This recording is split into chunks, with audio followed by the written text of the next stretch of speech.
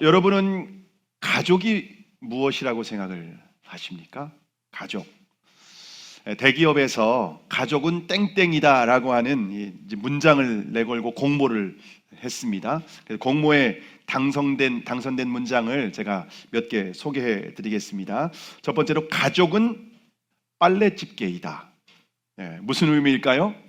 가족은 내가 바람에 흔들릴 때 잡아주기 때문에 빨래집게이다. 두 번째로, 가족은 사칙연산이다. 여러분, 무슨 의미일까요? 가족은 행복은 더하고 슬픔은 빼고 미래를 곱하고 어려움은 나누기 때문에 가족은 사칙연산이다. 세 번째로, 가족은 다림이다. 왜냐하면 가족은 나의 상처를 반듯하게 펴주기 때문에 다림이다.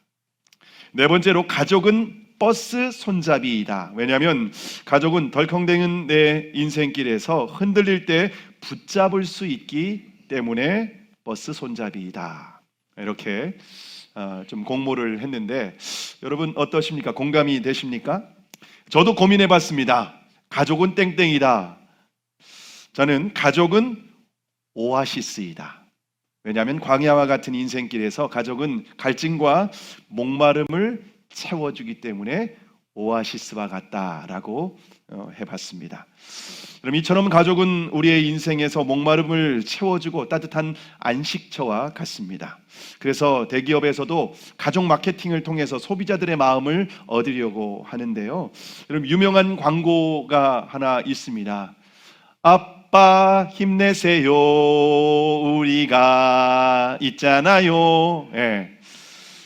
이게 IMF 때 아버지들이 많이 힘들어하니까 이런 광고를 통하여서 또 소비자들의 마음을 얻기도 했습니다.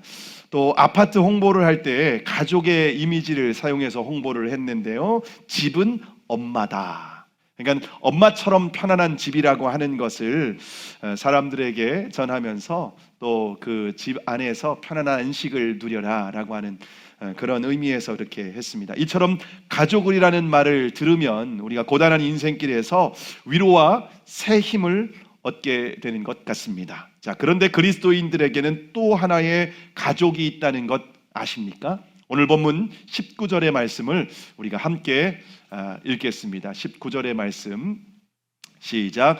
그러므로 이제부터 너희는 외인도 아니요 나그네도 아니요 오직 성도들과 동일한 시민이요 하나님의 권속이라.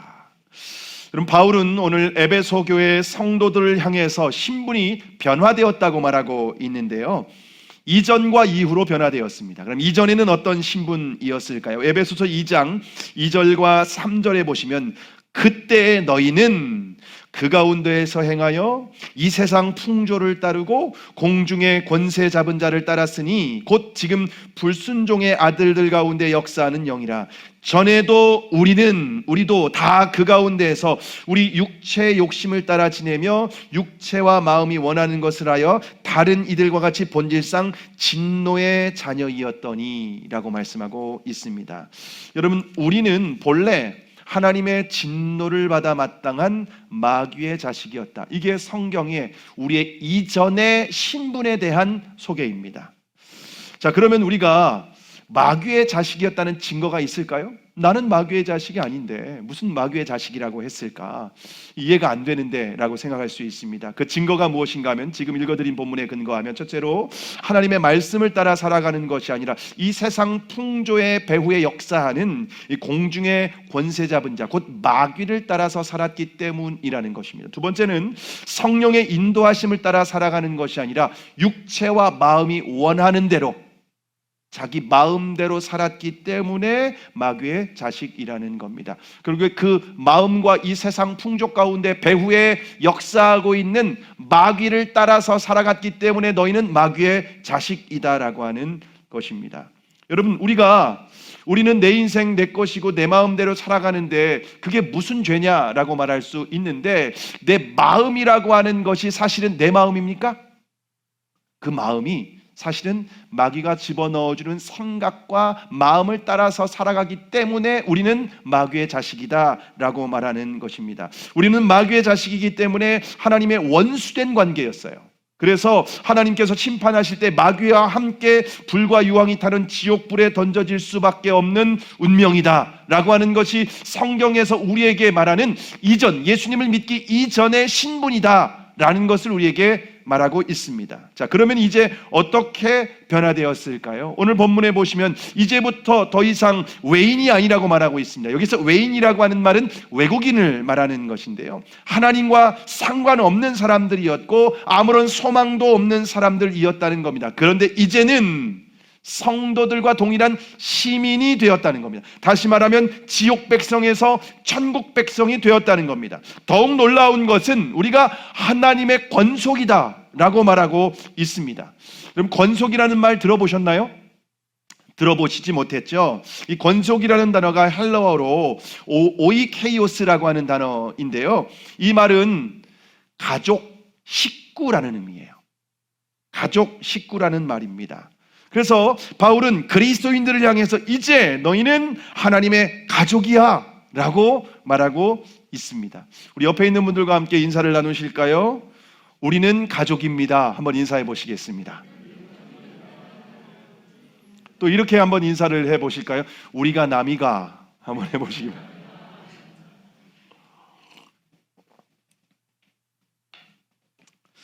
자, 그런데 우리가 어떻게 마귀의 자식에서 하나님의 가족이 되었을까? 에베소서 2장 13절 오늘 본문 바로 전해 보시면요, 이제는 전에 멀리 있던 너희가 그리스도 예수 안에서 그리스도의 피로 가까워졌느니라 라고 말하고 있습니다. 그리고 예수 그리스도께서 십자가에서 물과 피를 흘리시고 죽음으로 말미암아 하나님과 우리 사이를 가로막고 있던 죄의 담을 다 허물어 버리셨습니다. 그래서 우리가 그리스도 안에서 그리스도의 피로 가족이 되었다, 가까워졌다. 얼마나 가까워졌냐? 가족까지 되었다라는 것을 우리에게 말하고 있습니다. 그래서 요한복음 1장 12절에 보시면 영접하는 자, 곧 그 이름을 믿는 자들에게는 하나님의 자녀가 되는 권세를 주셨으니 라고 말하고 있습니다. 마귀의 노예에서 우리를 하나님께서 자녀로 입양하셨다는 겁니다. 여러분, 그 로마 시대에도 이렇게 노예를 이렇게 자녀로 입양하는 경우들이 있었습니다. 그러면은 여러분, 노예일 때는요, 짐승 취급을 받았습니다. 시장에서 돈을 주고 매매를 할 정도로 사람을 그렇게, 노예는요, 노예 시장에서 그렇게 매매를 하고 주고 팔 정도로 그렇게 인간 이하의 취급을 받았는데, 그 노예가 자녀로 입양되는 순간 완전히 새로운 신분이 됩니다. 귀족 가문으로 입양되면은 더 이상 노예가 아니라 귀족의 아들이 되는 겁니다. 그리고 그 귀족의 부모로부터 모든 특권과 권한을 이제 위임받게 되고 그것을 누릴 수 있게 된다라고 하는 겁니다. 그런데 우리가 하나님의 가족, 하나님의 자녀가 되었다고 하는데 이것을 실제로 이렇게 누리지 못하고 여전히 마귀에게 속고 살아가는 사람들이 많이 있습니다. 얼마 전 제가 극동방송을 통하여서 이제 계속 그 설교가 나가다 보니까 어떤 분이 전화 상담을 했습니다. 전화를 했는데 권사님이셨습니다. 타교의 권사님이신데 전화를 하셔서 이런 말씀을 하시는 거예요. 자기가 권사님인데 조상, 부모가 지은 죄 때문에 자기가 고통을 받고 있다는 거예요. 너무 고통을 받고 있다고 하면서 어떻게 하면 조상이 지은 죄를 제가 갚을 수 있습니까? 라고 하는 질문을 하는 겁니다. 제가 그래서 이렇게 말을 했습니다. 권사님, 예수님 믿으세요? 믿죠. 예수님 믿으면 하나님이 어떤 분이시죠? 아버지시죠. 그러면요, 권사님은 이제 누구 집안에 지금 자녀가 된 겁니까? 하나님의 집안의 자녀가 된 겁니다. 그러면 조상이 하나님이십니다. 부모가 하나님이신데 가문에 흐르는 저주가 어디 있습니까? 더 이상 마귀에게, 사단에게 속지 마십시오. 아버지로부터 이제는 하나님께서 주시는 모든 은혜와 풍성한 축복을 이제는 믿음으로 누리면 되는 겁니다. 더 이상 속지 마시기 바랍니다 라고 권면을 드린 적이 있습니다. 여러분, 속지 마시기 바랍니다. 이제는 우리가 예수님 안에서 하나님의 자녀 되는 권세를 얻게 되었습니다. 그래서 우리가 하나님을 우리가 아빠, 아버지라 부를 수 있게 되었고, 이것은 단순히 호칭만이 아니라 실제 우리가 자녀의 권세를 누릴 수 있게 된 줄을 믿으시기를 바랍니다. 자, 그럼 우리가 하나님의 자녀라면 성도들은 서로 어떤 관계일까요? 성도들은 서로 형님, 누님, 아우님들입니다. 예. 한국교회 존경받는 어른 중에 홍정길 목사님이 계신데요. 홍 목사님이 남서울 은혜교회를 목회하셨는데 교회가 한창 부흥하다 보니까 교회와 외부 내부 사역이 굉장히 많이 바빠진 거예요. 그래서 권사회에서 이제 예배를 드리는데 목사님에게 인도해 달라고 부탁을 했는데 2차례나 다른 일에 밀려가지고서 참석을 못하게 된 겁니다. 급기야는 권사님 내부에서 섭섭한 마음을 품고 만약에 이 3번째 약속만 마저 지키지 못하면은 가만히 안 있겠다고 권사님들이 벼르고 있었습니다. 목사님이 그 얘기를 알고, 원래 여러분 관계가 틀어지는 건요 큰 문제 때문에 틀어지지 않고 작은 문제가 쌓여서 결국에는 틀어지게 되는 거거든요. 그래서 목사님이 알고 권사의 모임이 있다는 것을 알고 찾아가신 겁니다. 그래서 권사님들이 벌써 갔는데 분위기가 안 좋아요. 막 다리 꼬고 있고 얼굴도 쳐다보지도 않고, 권사님들도 기분 나쁘면은요 그렇게 하시는가 봐요. 예, 그렇게 했는데 찬바람이 쌩하고 불고 그때 그럴 때 권사님이 목사님이 권사님들에게 한마디 하셨답니다. 뭐라고 하셨냐면, 누님들 화 푸세요. 그 한마디에 꼬고 있던 다리를 펴면서 화색이 돌기 시작을 했답니다. 그 다음부터 그 권사회는 목사님을 보호하는 모임으로 변했답니다. 누가 목사님한테 뭐라고 하면은 왜 우리 목사님 건드리냐고 막 나서서 따지고 대신 싸웠답니다. 그러면 당신들의 문제 그래? 라고 하면 권사님들이 이랬답니다. 우리는 목사님 누님이다. 이렇게 얘기를 했다고 합니다. 그래서 남서울 은혜교회가 서로 사랑으로 하나 되어서 부흥하게 되었다는 겁니다. 여러분, 천국에는 목사님, 장로님, 권사님, 집사님 이런 호칭이 없어요. 다 형님, 누님, 형제, 자매 이렇게밖에 없다는 겁니다. 옆에 한번 이렇게 옆에 있는 분에게 우리가 한번 이렇게 인사했으면 좋겠습니다. 형님, 제가 부족합니다. 많이 도와주세요. 누님, 제가 부족합니다. 많이 도와주세요. 우리 서로 한번 인사를 해보시기 바랍니다. 예, 우리는 다 형님, 누님, 아우님 다 가족이라는 거예요. 예. 자, 그런데 여러분, 가족이라서 해서 다 행복한 것만은 아닙니다. 오히려 가족 안에서 벌어지는 갈등과 다툼이 얼마나 심각한지 모릅니다. 우리나라 아동학대 가해자의 80%가 부모라는 것 아십니까? 그리고 노인학대 가해자의 70%가 자녀와 배우자라고 합니다. 몇 년 전에는 철없는 부부가 게임 중독에 빠져서 게임을 하다가 갓난아기가 있는 것도 잃어버린 채 게임을 하다가 그 갓난아이가 죽게 되는, 그래서 감옥에 들어가는 일이 뉴스에서 보도가 되었습니다. 제가 중앙교회 사역을 할 때에는 상담가정 사역원을 제가 해서 섬겼었는데, 그러다 보니까 많은 분들과 상담을 할 일이 있었는데, 상담을 해보면 어릴 때 부모님으로부터, 가족들로부터 상처받은 사람들이 정말 많이 있습니다. 그리고 결혼한 이후에는 배우자로부터 상처를 받아서 고통당하는 성도들이 정말 많이 있는 것을 경험하게 되었습니다. 여러분, 행복한 가정은 가족이니까 저절로 되는 것이 아니라 사랑으로 함께 세워나가야 되는 줄을 믿으시기를 바랍니다. 하나님의 가정도 마찬가지입니다. 사랑으로 함께 세워나가야 되는 거예요. 여러분, 그러면 사랑이 뭘까요? 가슴 두근거리고 설레이는 게 사랑일까요? 고린도전서 13장에 보시면 사랑은 오래 참는 것으로부터 시작되는 겁니다. 오래 참고 인내하는 거예요. 온유와 겸손으로 서로를 용납하는 것이 사랑이에요. 무엇보다도 서로를 책임지고 서로의 짐을 나누는 것이 바로 사랑입니다. 그래서 갈라디아서 6장 2절에 보시면 너희가 짐을 서로 지라 그리하면 그리스도의 법을 성취하리라 라고 말씀하고 있습니다. 여러분, 교회 안에는 영적인 부모도 있고 미숙한 어린 아이도 있다는 거예요. 여러분, 성숙한 사람은 미숙한 사람을 용납하고 그 짐을 져주는 겁니다. 미숙하지 않더라도 우리 지체가, 우리 가족이 무거운 짐을 지고 있으면 함께 나누어지는 것이 가족이라고 하는 겁니다. 근데 영적인 성숙은 나이와 상관이 없습니다. 서로의 부족한 모습을 보고 정죄하거나 비난하는 것이 아니라 그 부족함을 채워주는 사람이 바로 성숙한 사람인 줄을 믿으시기를 바랍니다. 여러분, 그리고 가족은 기쁠 때나 슬플 때나 함께하는 것이 가족 아닙니까? 그래서 로마서 12장 15절에 보시면 즐거워하는 자들과 함께 즐거워하고 우는 자들과 함께 울라라고 말씀하고 있습니다. 그리스도 안에서 한 가족이 되었기 때문에 즐거운 일이 있으면 함께 즐거워하는 거예요. 여러분, 세상은 사촌이 땅을 사면 배가 아프대요. 그런데 교회 안에 가족 공동체, 그래서는 안 된다는 거죠. 우리 성도 자녀가 좋은 대학에 들어가면요, 함께 기뻐하고 축하해 주는 거예요.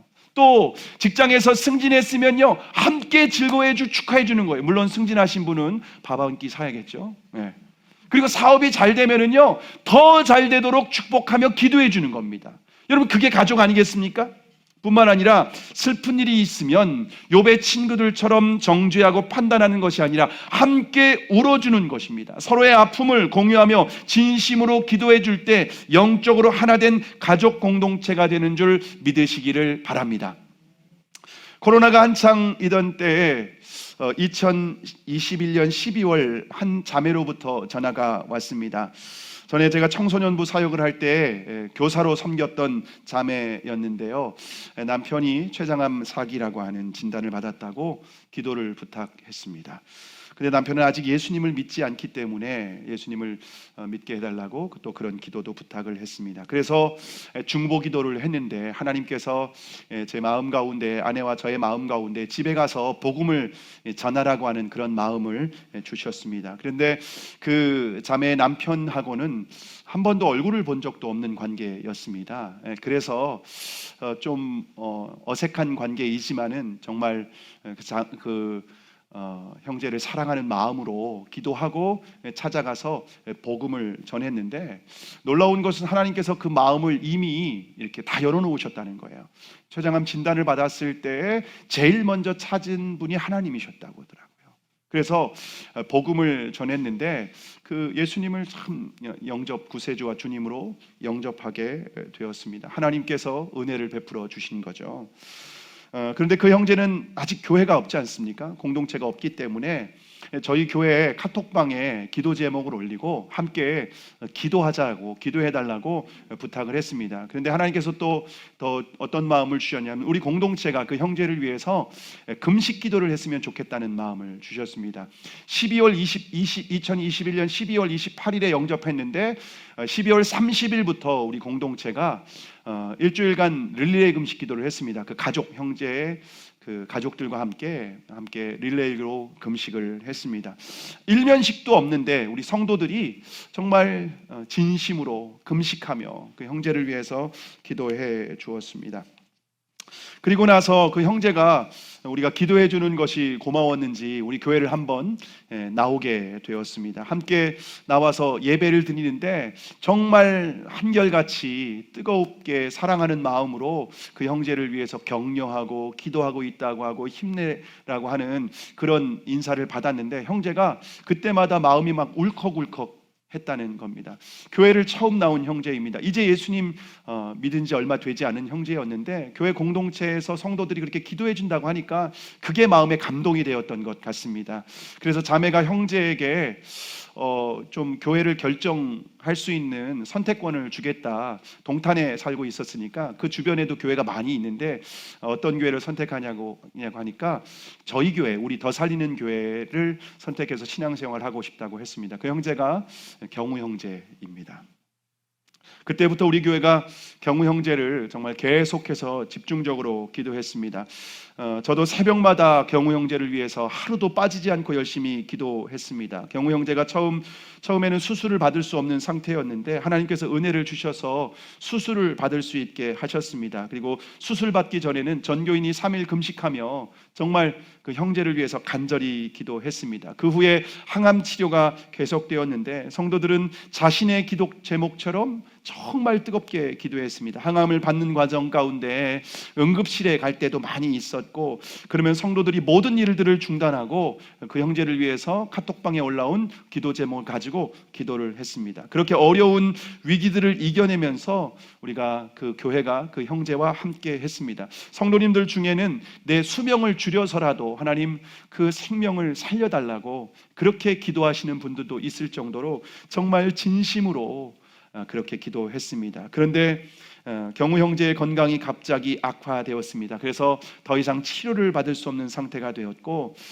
그렇지만 성도들은 포기하지 않았습니다. 그래서 4월 1일부터 12일까지 릴레이 금식 기도를 하고 4월 12일 금요일에는 또 우리가 치유 집회라고 해서 치유의 은사가 있는 외배 목사님을 모셔서 정말 그날 한결같이 자신이 육체적으로 아픈 부분도 있지만 자신을 위해서 기도하지 않고 경우 형제를 위해서 다 한결같이 기도했고, 정말 믿는 자들이 그 손을 얹고 기도할 때 하나님께서 치유하신다라는 약속의 말씀을 믿고 다 같이 몸에 손을 얹고 믿음으로 기도하기도 했습니다. 그런데 4월 30일 화요일 오전에 경우 형제가 위독하다는 카톡이 올라왔습니다. 그래서 저는 그 카톡을 확인하고 경우 형제 아내에게 전화를 한 다음에 병원으로 올라가고 있었습니다. 그런데 병원에 도착하기 전에 경우 형제가 하나님의 부르심을 받고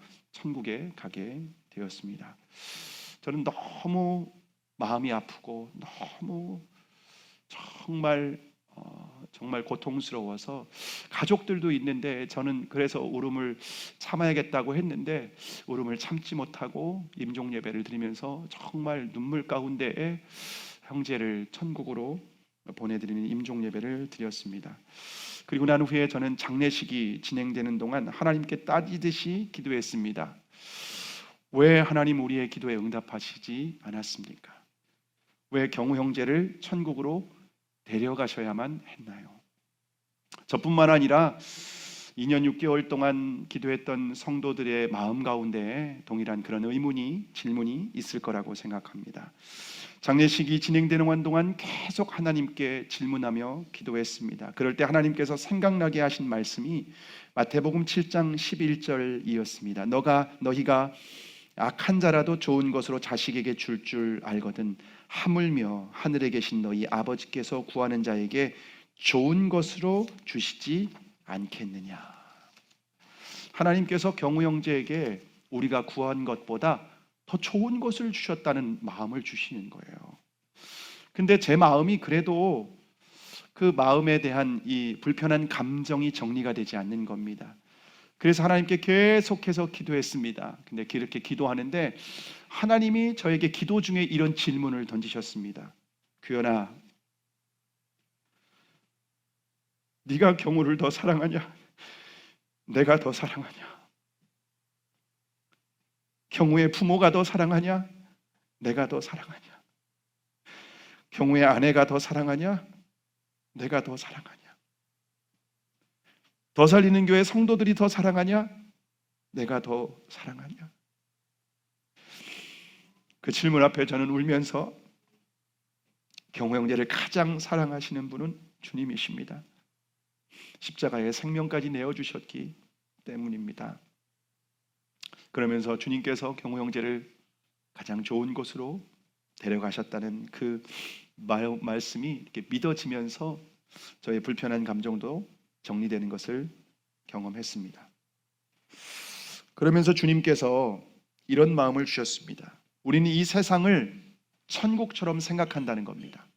그리고 천국을 천국처럼 생각하지 않는다는 겁니다. 근데 주님은 그건 잘못됐다는 것입니다. 너희가 천국에 대해서 왜곡된 이미지를 가지고 있다는 것입니다. 이 세상은 환난과 고난이 끊이지 않는 곳이고 천국은 아버지 집, 경우 형제는 하나님의 자녀이고 하나님의 가족이기 때문에 아버지 집으로 갔다는 마음을 주시는 겁니다.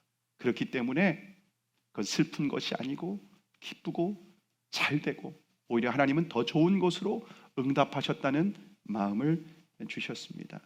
실제로 경우 형제가 투병 중일 때 온몸이 얼마나 아팠는지 바닥에 등을 대고 잠을 자는 것이 소원이라고 했습니다. 얼마나 고통스러웠는지 짐볼에 의지해서 밤잠을 이룰 정도로, 그 잠도 한숨도 못 자는 날이 많을 정도로 너무나도 고통을 당했다는 얘기를 제가 들었습니다. 제가 지난주에 갑자기 허리하고 등의 통증이 너무 심각한 겁니다. 그래서 제가 월요일, 화요일 이틀 동안을 거의 한숨도 제가 잠을 못 잤습니다. 그리고 허리의 통증이 너무 심해서 누워 있을 수도 없고 앉아 있을 수도 없고 어떻게 할 수도 없고 너무 고통스러웠습니다. 새벽에 기도하러 나왔는데 30분간을 앉아 있지를 못하겠더라고요. 그러면서 제가 경우 형제에 비하면 정말 아무것도 아닌 고통이지만은 제 마음 가운데 사실 이런 마음이 들더라고요. 하나님 정말 춥겠어요.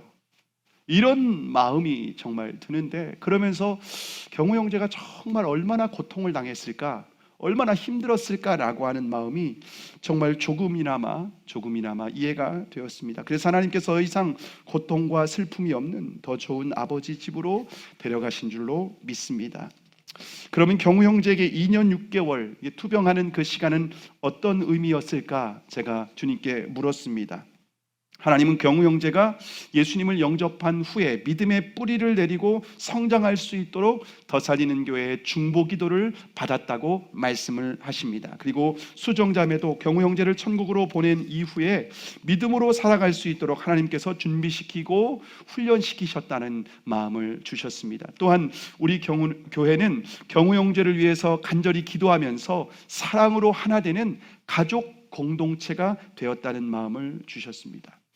여러분, 우리 교회 성도들은 경우 형제를 위해서 기도했죠. 그런데 우리 교회에 등록한 지 얼마 되지 않는 새 가족들도 경우 형제를 위해서 진심으로 기도해 주었다는 겁니다. 아직 얼굴도 보지 못하고 대화 한번 나누지 못한 관계인데 새벽에 예배당에 앉으면 제일 먼저 경우 형제를 위해서 기도하는 분들이 거의 대부분이었습니다. 기도의 자리에 앉으면 제일 먼저 경우 형제를 위해서 모든 성도들이 그렇게 기도해 주었다는 겁니다.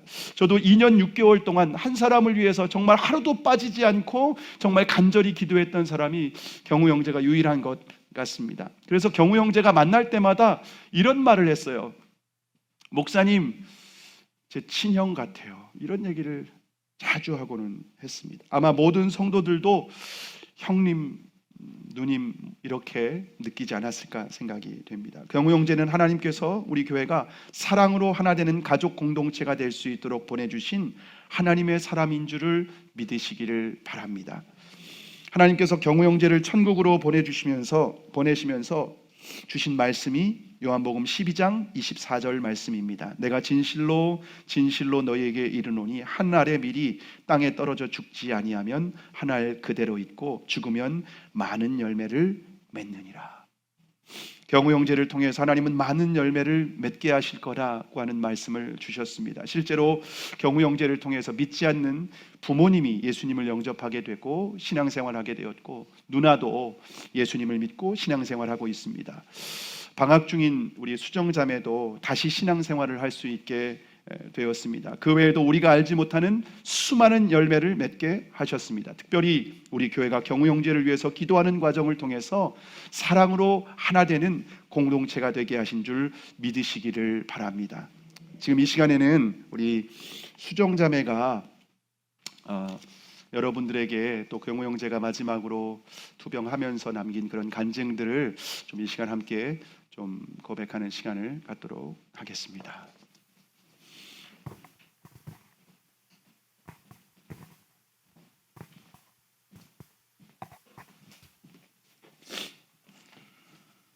안녕하세요. 저는 그렇게 많은 사랑을 받았던 김경우 형제의 아내 문수정입니다. 먼저 남편의 천국 가는 길의 마지막까지 함께 해주신 목사님 두 분과 모든 성도님들께 깊이 감사드립니다. 저는 오늘 이 자리에서 남편과의 마지막 대화를 성도님들과 꼭 나누고 싶습니다. 2021년 12월부터 시작한 2년 6개월의 투병 시간 동안 저희 가정은 이 교회를 통해 너무 큰 사랑을 받았고 합심으로 기도해 주신 그 힘으로 모든 힘든 시간들을 잘 버텨왔습니다. 깊은 나락으로 떨어지는 순간들이 굽이굽이 많이 있었지만 성도님들의 쉬지 않는 중보 기도는 우리를 더 깊은 바닥까지 떨어뜨리지 않았고 단단한 쿠션처럼 든든히 받쳐주고 지지해 주었습니다.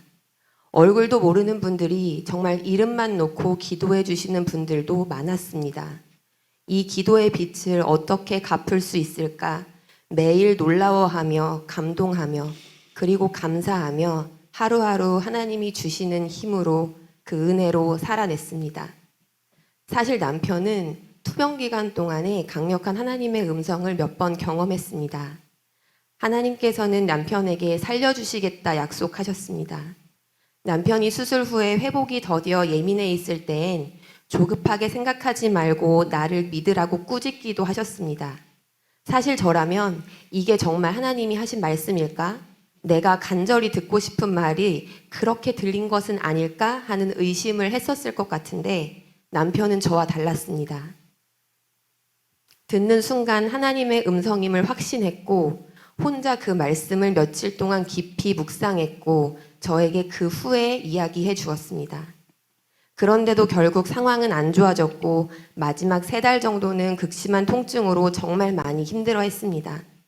누워서 잠을 잘 수도 없었고 먹는 것도 소화시키는 것도 배설을 하는 것도 쉽지 않았습니다. 특히 잠은 쏟아지는데 통증이 심해 등을 바닥에 대고 누울 수 없는 건 말할 수 없는 고통이었습니다. 그러던 어느 날 진정되지 않는 고통 속에서 조용히 속으로 하나님을 찾는 남편의 기도 소리를 듣게 됩니다. 하나님 아버지, 저 경우입니다. 너무 힘이 듭니다. 저는 그 기도 소리를 들으며 울컥했습니다. 그리고 남편의 등을 어루만지며 이렇게 이야기했습니다. 하나님 정말 너무하다. 정말 너무하시다. 살려주신다면서 약속하셨으면서 왜 이렇게 힘들게 하시지? 그런데 남편은 정색하며 저에게 이렇게 말합니다. 난 하나님 원망 안 해. 내가 아픈 것도 지금 이렇게 상황이 된 것도 하나님이 내게 주신 그 생명을 소중하게 관리하지 못한 내 잘못이야. 앞으로도 살면서 절대로 하나님을 원망하지 마. 하나님은 나를 사랑하시고 지금도 나를 지켜주고 계셔. 난 그게 믿어지고 느껴져. 저희 시댁은 종교가 없는 집안이었습니다.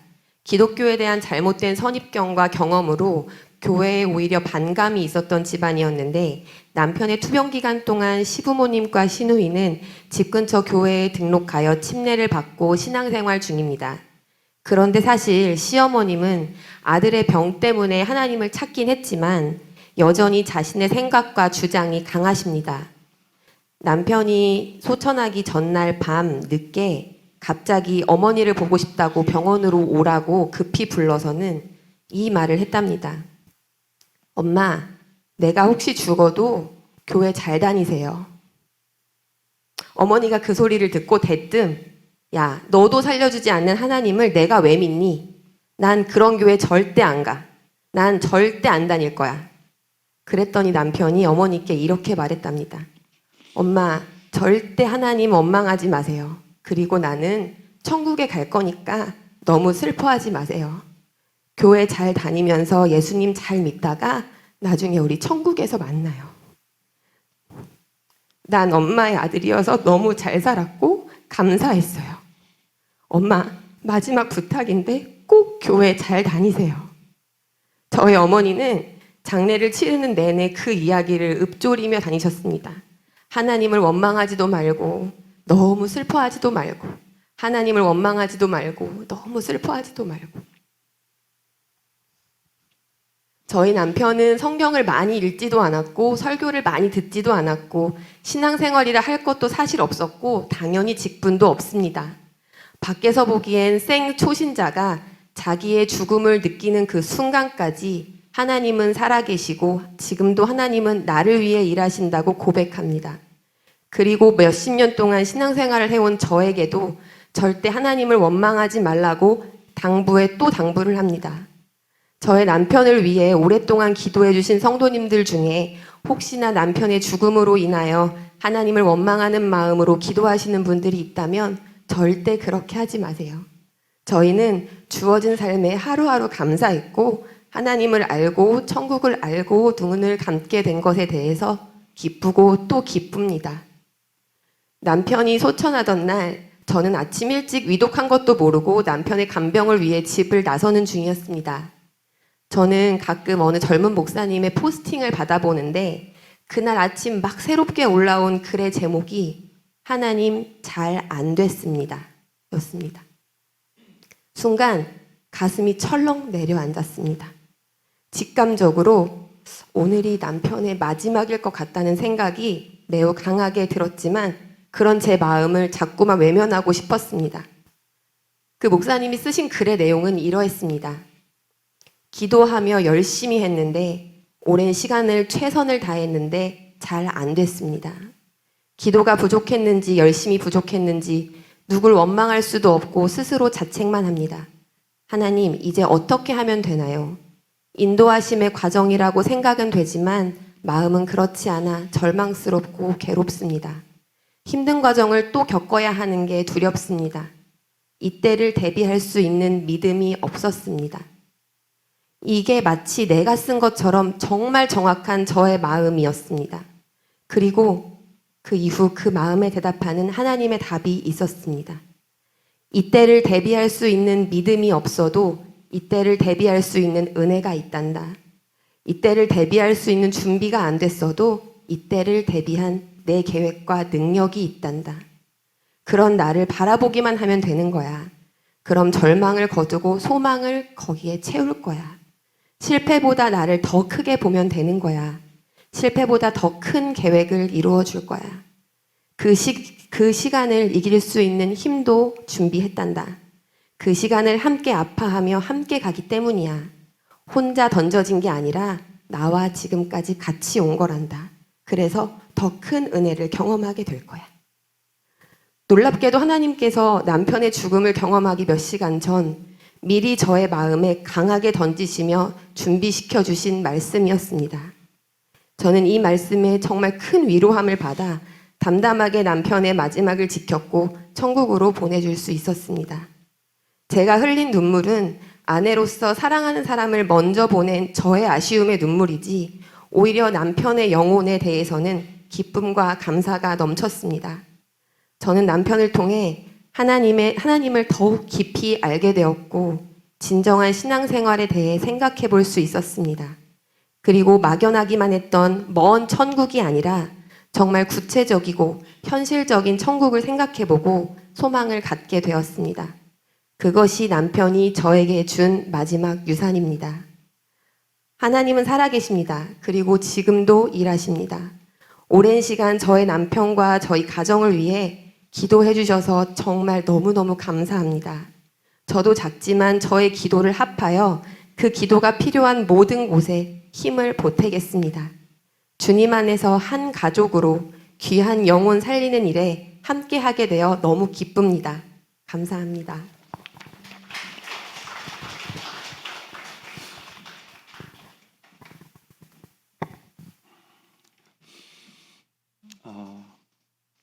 여러분, 교회는 가족입니다. 하나님께서 두신 또 하나의 가족이 교회입니다. 요한복음 19장에 보시면 예수님께서 십자가에서 죽으실 때에 어머니 마리아와 사랑하는 제자 요한이 함께 있었습니다. 그때 예수님께서 마리아에게 뭐라고 한지 아십니까? 요한을 향해서 아들이라고 말씀하십니다. 그리고 요한에게는 뭐라고 하셨습니까? 마리아를 어머니라고 했습니다. 그래서 그때부터 요한이 마리아를 자기 집에서 어머니로 모시게 되었습니다. 주님께서 경우 형제를 천국으로 데려가시면서 수정자매와 세 자녀를 우리에게 동생이다, 우리의 자녀다 라고 맡겨주신 줄로 믿습니다. 앞으로 수정자매를 위해서 계속 기도해 주시고 그 세 자녀의 기념일에 경우 형제의 빈자리가 느껴지지 않도록 여러분 함께 사랑으로 축복해 주시기 바랍니다. 뿐만 아니라 오늘 차세대 기도 후원 증서를 나누어 드렸습니다. 여러분 모두 차세대 아이들의 영적 부모입니다. 한 영혼을 기도로 세워주시기를 바랍니다. 기도 부모로서 믿음의 본을 보여주시고 성실하게 기도해 주시기 바랍니다. 정말 예수님께서 우리 아이들과 동행하는 그러한 삶이 될 수 있도록 축복해 주시기 바랍니다. 그리고 끝까지 기도해 주시기 바랍니다. 우리는 하나님 아버지를 섬기고 우리가 주님 안에서 한 가족 공동체가 되었습니다. 우리가 함께 울고 함께 웃고 서로를 책임지고 서로를 사랑하는 그런 사랑의 가족이 되기를 바랍니다. 그래서 예수 그리스도께서 우리도 아버지 집으로 다 부르시는 그날이 있을 겁니다. 그날까지 우리가 믿음의 경주를 끝까지 서로를 격려하며 함께 이 경주를 완주하는 우리 더 살리는 교회 성도들이 되기를 주님의 이름으로 축복합니다.